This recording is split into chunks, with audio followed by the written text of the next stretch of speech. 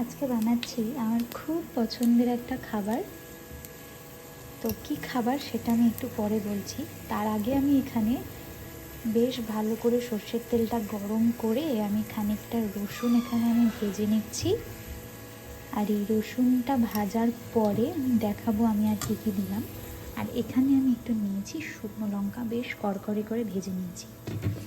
তারপরে ভাজবো হচ্ছে পেঁয়াজটা। তার আগে রসুনটা তুলে নিই। লঙ্কাটা আমি তুলে নিয়েছি।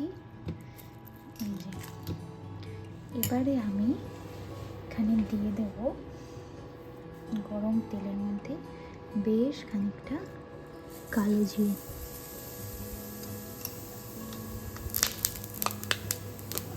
বেশ খানিকটা কালো জিরে।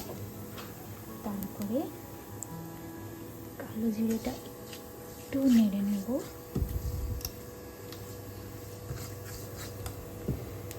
তারপরে আমি এতে দিয়ে দেবো হচ্ছে 2 মুঠো ভরে পেঁয়াজ।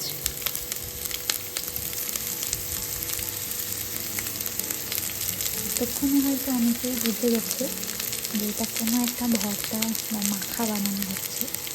একদম তাই।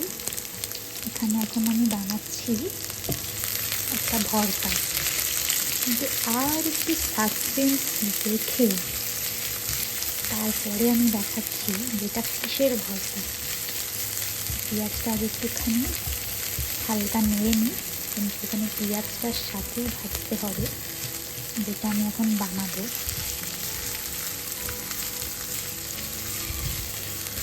একটু নেড়ে নিচ্ছি। তারপরে আমি এখানে দিয়ে দেব সেই মেন জিনিসটা হচ্ছে এই যে, এটা কিন্তু চিকেন না, দেখে অনেকটা চিকেন মতো লাগছে। এটা হচ্ছে চিংড়ি। এবার আমি দিয়ে দেবো এর মধ্যে চিংড়িটা। এর মধ্যে এখন আমি দিয়ে দেবো একটু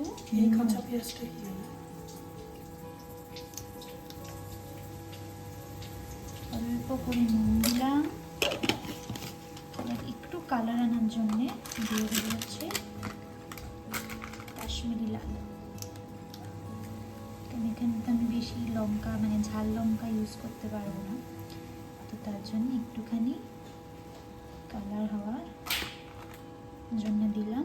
আর দেব হচ্ছে হলুদ, একদম সামান্য একটু হলুদ। ব্যাস, কোনো মশলা দিতে যাবে না।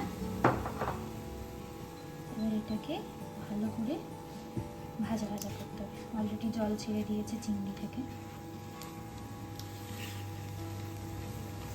যেহেতু এটা চিংড়ির ভর্তা, তাই এটা বেশিক্ষণ বেশি নাড়াচাড়া করা যাবে না, নয়তো চিংড়িটা আবার শক্ত হয়ে যাবে ওভার কুক হয়ে।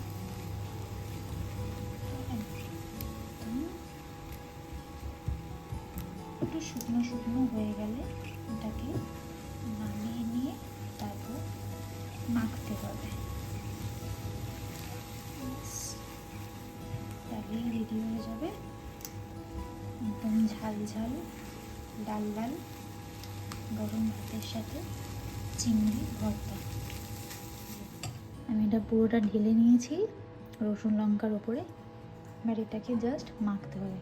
এটা এখন একটু গরম আছে, একটু ঠান্ডা হয়ে গেলে আমি এটা মেখে নেবো। অ্যান্ড দেন চিংড়ি ভর্তা রেডি।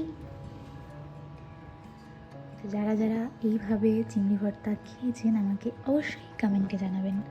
আর যারা যারা খাননি তারা একবার এরমভাবে হোক বা অন্য কোনো রেসিপি ফলো করে হোক একবার বানিয়ে জাস্ট খেয়ে দেখবেন। গরম ভাতের সাথে জাস্ট ওয়াও লাগে। তো ভিডিওটি অবধি, টাটা।